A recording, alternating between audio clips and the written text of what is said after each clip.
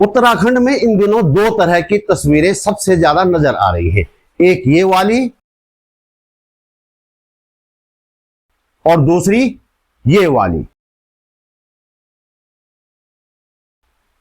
इन दोनों तस्वीरों में देखने में बेशक कोई समानता ना हो, एक आपदा की और दूसरी ब्लॉक पंचायतों और जिला पंचायतों के अध्यक्षों के चुनाव से संबंधित है। लेकिन वास्तव में इन दोनों तस्वीरों में कहीं ना कहीं कोई ना कोई संबंध तो है। क्या संबंध है, इस वीडियो में जानने की कोशिश करेंगे। धराली में अभी तक मृतकों और लापता लोगों की पुख्ता जानकारी सामने क्यों नहीं आई है, इस पर भी नजर डालेंगे और जिला व ब्लॉक पंचायतों के अध्यक्ष बनने के लिए हो रही हॉर्स ट्रेडिंग की भी। वैसे एक तीसरी तस्वीर भी काफी दिखाई दे रही है, एक बहुत ही तेज चैनल के एक खास रिपोर्टर की। वे सबसे पहले धराली पहुंचे और अपने उस दावे के विज्ञापन में लगाने के लिए उन्हें धराली का फोटो ही नहीं मिला, कहीं के फोटो लगाकर बता दिया कि सबसे पहले पहुंच गए हैं। खैर, वीडियो अंत तक देखने का अनुरोध। ऐसा करेंगे तो आपको कुछ नई जानकारी अवश्य मिलेगी और मुझे भी मदद मिलेगी। दरअसल आप पूरा वीडियो देखते हैं, लाइक और कमेंट करते हैं तो YouTube वीडियो कुछ और लोगों के पास भेज देता है, वरना मेहनत बेकार चली जाती है।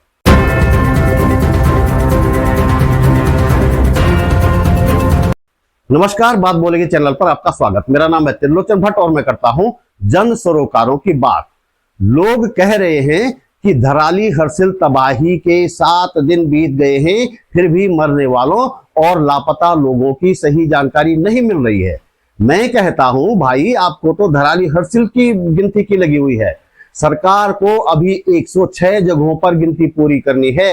95 ब्लॉकों और 11 जिलों की पंचायत अध्यक्ष चुने जा रहे हैं। जोड़ तोड़ करनी है, खरीद फरोख्त करनी है, बाकी भी कई बातें हैं।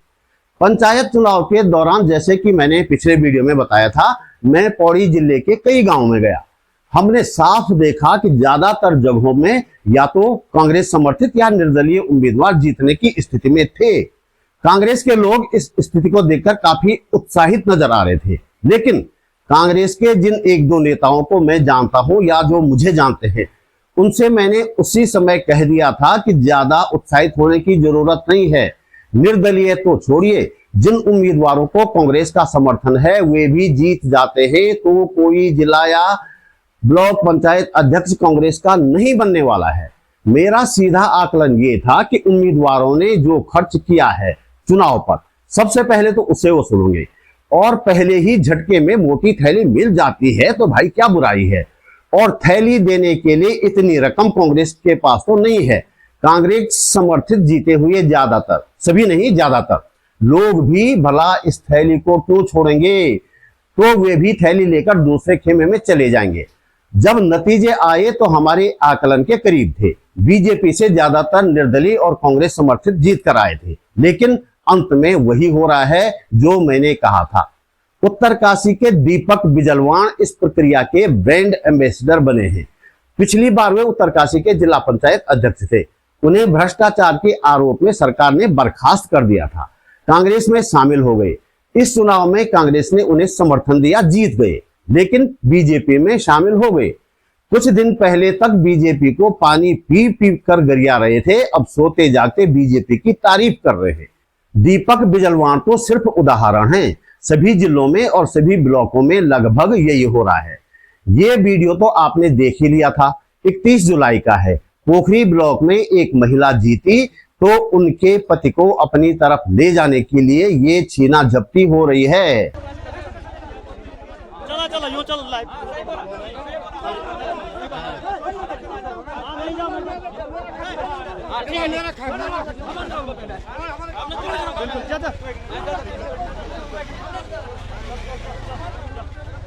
अब आपके मन में एक सवाल आ रहा होगा कि ये जोड़ तोड़ वाला काम तो पार्टी का है और धराली को तो प्रशासन को देखना है।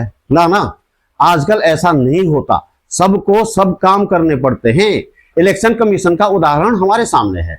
जिस तरह से वोट हटाने और बनाने का काम हो रहा है, साफ लगता है कि किस पार्टी के फायदे के लिए किया जा रहा है। लेकिन जब इस पर सवाल उठाया जाता है, कहा जाता है कि आप वोट चोरी कर रहे हैं, तो बचाव में इलेक्शन कमीशन से पहले पार्टी के लोग आ जाते हैं। तो समझने वाली बात यह है कि सब मिला जुला खेल है। वैसे ऐसा नहीं है कि आपदा को लेकर कुछ नहीं किया जा रहा है। रोज नए नए दावे हो रहे हैं, ये कर दिया, वो कर दिया, हवाई सर्वेक्षण कर दिया, आंसू पोंछ दिए, राशन भेज दी, ब्ला ब्ला ब्ला। लेकिन दावों में कितनी सच्चाई है, सुनिए। उन लोगों को भेज रहे हैं ये लोग, जो लोग यहाँ घूमने फिरने आ रहे हैं, ऐसा बेटा ऐसा नियम नहीं होना चाहिए। उनको भेजो बेटा जिनका दर्द है, जिनको दर्द पड़ा है अभी। ये ऐसा मत करो बेटा, मत करो। किसी ने पति खोया तो किसी ने बेटा खोया, ऐसा क्यों कर रहे हो तुम लोग? वो बहन 5 दिन से तड़प रही अपने भाई के घर के देखने के लिए। सबने कल उस पर गलत आरोप लगाया जा रहा है कि वो लड़की वहाँ से ये यहाँ पहुंची, कहाँ पहुंची? 5 दिन से वो यहाँ पे बैठी है। ये गलत कर रहे हो बेटा, ये नियम सबके लिए होना चाहिए। ऐसा नहीं कि आज उसने भाई खो दिया। मेरी बेटी ने पति खोया, 5 दिन से मेरी बेटी को कल अकेला भेजा जा रहा था। वो लड़ी झगड़ी कि मुझे अपने भाई की घरवाली कहाँ देखा है बेटी ने घर, कहाँ से जाएगी वो भटकते भटकते। ऐसा मत करो बेटा, बड़ी मेहरबानी होगी आप लोगों से। सबसे पहले उस परिवार को भेजो जिन्होंने बेटा खोया है। मैंने कह दिया बेटा, उनको राशन मिल रहा है, राशन कहाँ जा रहा है, क्यों जा रहा है मुखबर, क्यों जा रहा है हर चीज वहाँ पहुँचाओ धराली जहाँ आप आई है। सारे लोग भूख प्यास से मर रहे हैं, जिनका कुछ नहीं गया वहाँ तुम लोग पहुँचा रहे, ऐसा क्यों? फिलहाल सबसे बड़ी राहत वाली बात यह है कि सेना ने गंगनानी के पास लिमचाड़ घाट पर बैली ब्रिज बना दिया है और इस पर आवाजाही शुरू हो गई है।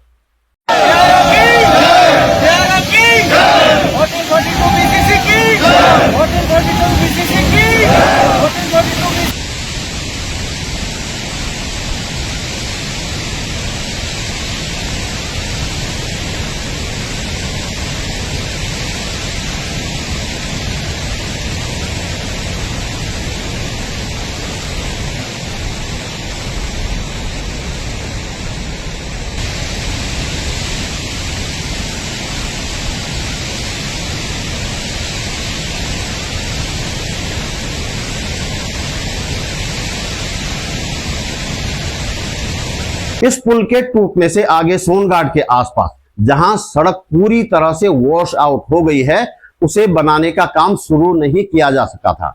अब वहां तक मशीनें और उपकरण पहुंचाए जा सकेंगे और आगे सड़क बनाई जा सकेगी ताकि धराली तक सड़क संपर्क बन जाए।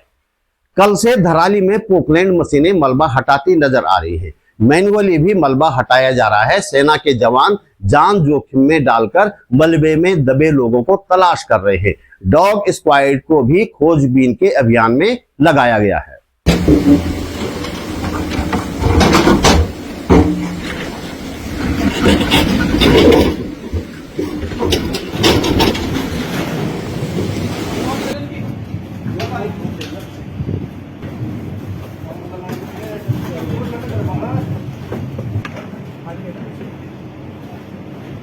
जनते चेक करना।